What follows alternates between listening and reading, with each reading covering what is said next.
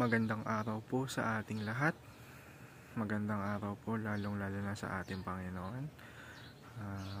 Ako nga po pala si John Robby Medina at ngayong araw po ay samahan ninyo akong muling pag-aralan at magbulay-bulayan ang mga salita ng ating Panginoon. Pero bago po ako magsimula, nais ko lamang po kayong i-welcome sa ating ginagawang devotion sa araw-araw. Naway lahat ng napapanood at napapakinggan natin ay may apply po natin sa ating buhay. Ngayong araw po, October 24, 2024, araw ng Huwebes. Ang title po ng ating devotion ngayong araw ay ang Sola Scriptura, Scripture Alone. At ang verse na pag-aaralan natin ngayong araw ay ang Romans chapter 3 verse 28. Sinasabi rito, "For we maintain that a person is justified by faith apart from the works of the law." O sa Tagalog naman po, sapagkat naniniwala tayo na itinuturing ng Diyos na matuwid ang tao sa pamamagitan ng kanyang pananampalataya kay Kristo at hindi sa pagsunod sa kautusan.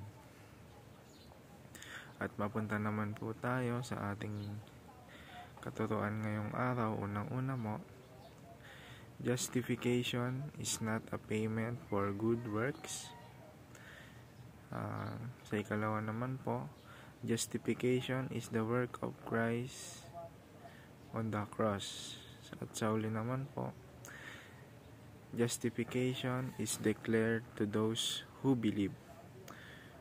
Unang-una, ano nga ba yung tinatawag natin na justification? Pag sinabing justification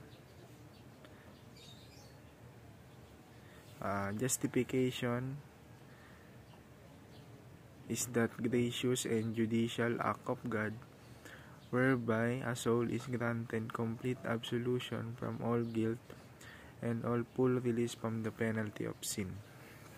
Yan nga, pag sinabing justification, parang nilinis na tayo ng ating Panginoon, binigyan niya na inabsuelto na tayo ng ating Panginoon sa ating mga kasalanan. Ganyan nga po ang ginawa ng ating Panginoong Jesucristo. Siya na ang nagbayad ng ating kasalanan sa krus ng Kalbaryo. Yung justification po dinedeclared sa mga nananampalataya, sa mga naniniwala sa ating Panginoon. At mapunta naman po tayo sa ating application. Unang-una, stop trying to bribe God for justification. Huwag tayong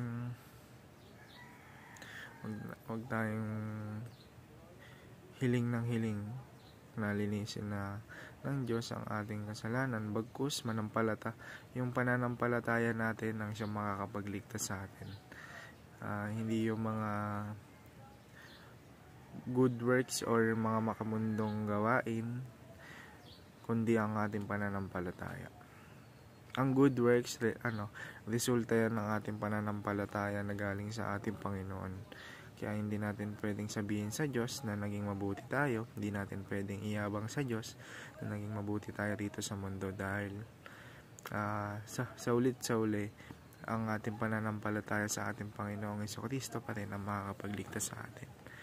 Sa ikalawa naman po, start relying on the sufficiency of Christ. Yun nga po, manampalataya tayo sa ating Panginoong Jesucristo. At sa huling application naman po ngayong araw, serve God as justified and free children. At yun lamang po para sa ating daily devotion. May natutunan po tayo kahit na kaunti. May apply po natin ito sa ating buhay. Muli, ako po ay nagpapasalamat sa ating Panginoon sa paggabay niya sa akin ngayong araw. At papasalamat po ako sa inyong pagsama sa akin ngayong araw. Yan lamang po. Muli, maraming salamat po.